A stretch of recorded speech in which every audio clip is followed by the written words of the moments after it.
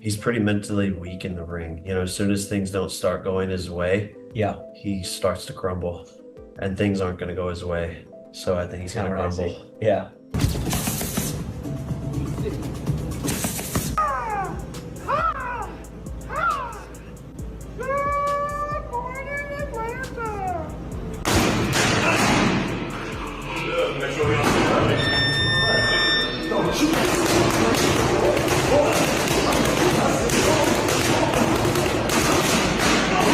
Jake Paul reacts with surprise after watching Gervonta Davis's intense sparring clips.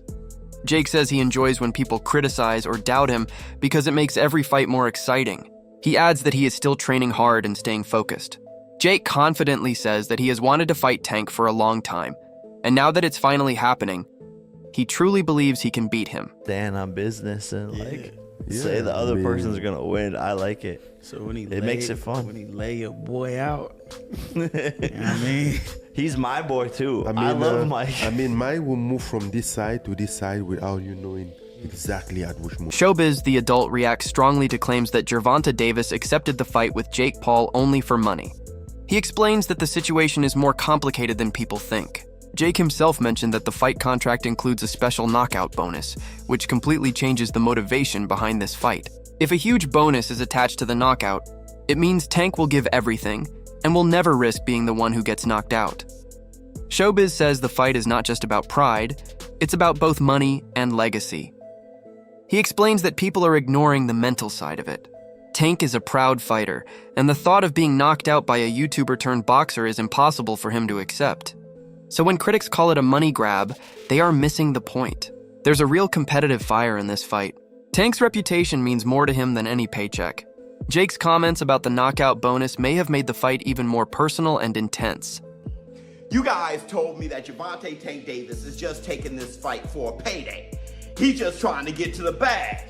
Well, you got the fight itself, which is a payday, and you got a KO bonus on top of that, a big bonus. That's what Jake Paul said. They're going to get a big bonus. And they got a side bet of $2 million. Let's make it two. Y'all gonna shake on it? Yeah. Shake on it? Shake $1 million. $2 mil? 2 mil? 2 mil. Let's do 2 it. mil. Go get a shake. Oh, they're shaking lefty. 2 mil. There we go. Oh my fuck. Why not get the entire bag? Whenever I got good food on my plate, I clean the plate. There is no reason to bull jive. Hold on. Because I'm gonna play some Marvel Rivals. Let me get all this together. I'm gonna be playing some Marvel Rivals later. Hold on, let me get my blood.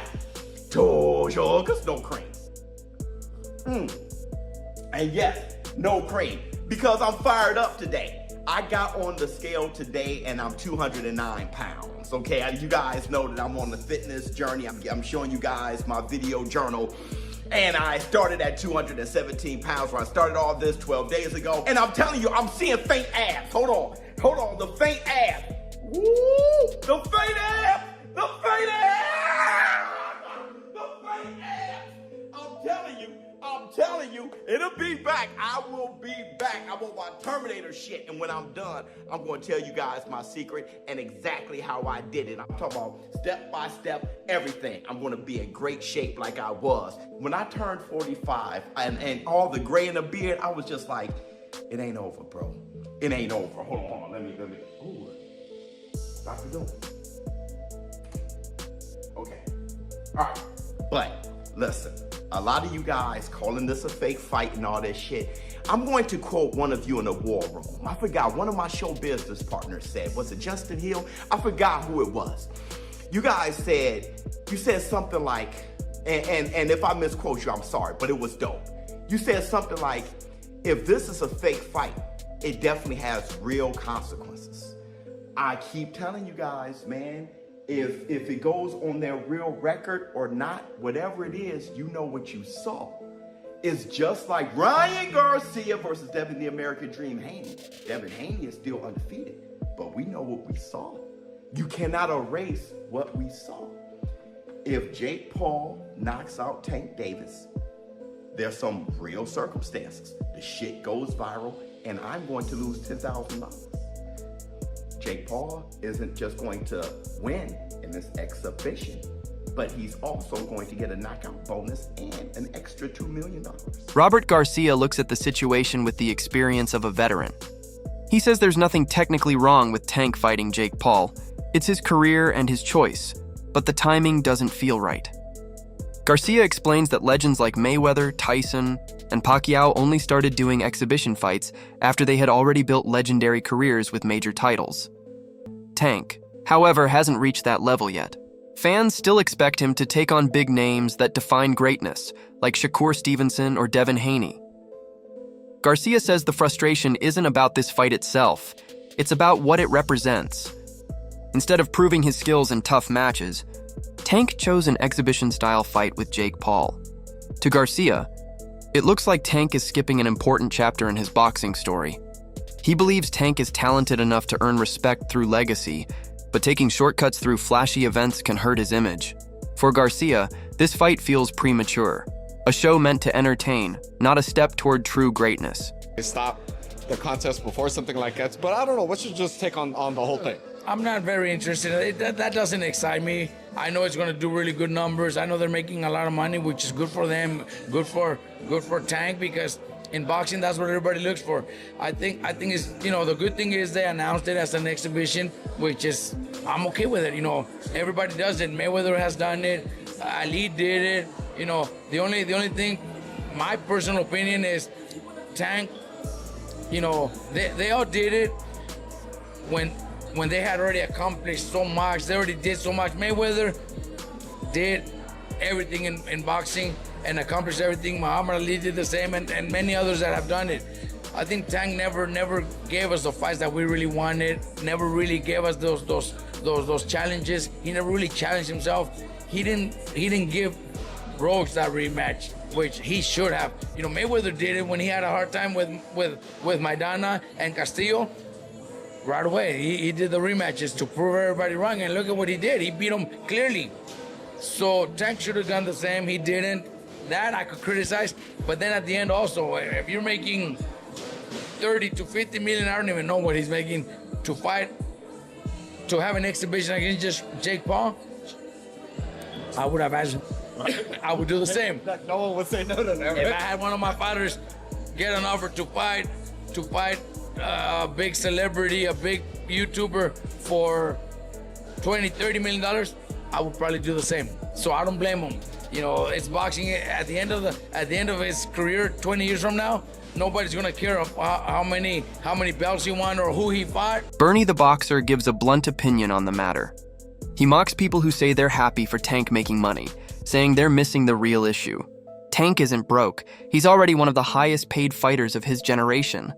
Fans don't care about his wealth. They care about competition.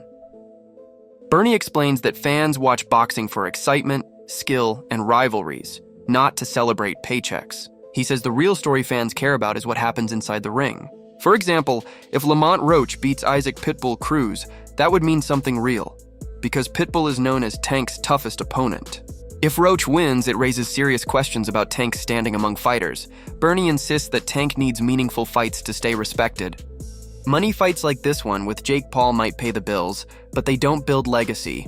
And for real boxing fans, legacy is what truly matters. With Tank, and it's I kind of don't really care about the fight no more. It's starting to lose a little steam. But I'm saying, if he stops Pitbull Cruz, right?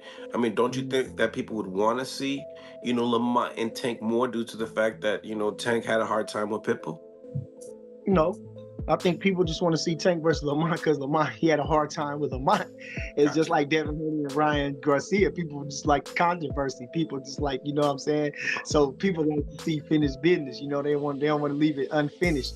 And that's what the intrigue is. They want to people want to see finished business. So, you know what I'm saying? I think that's the intrigue of the fight. And it doesn't make no sense why they taking so fucking fight, Everybody keeps saying that Tank getting the money, but is we getting the fucking money?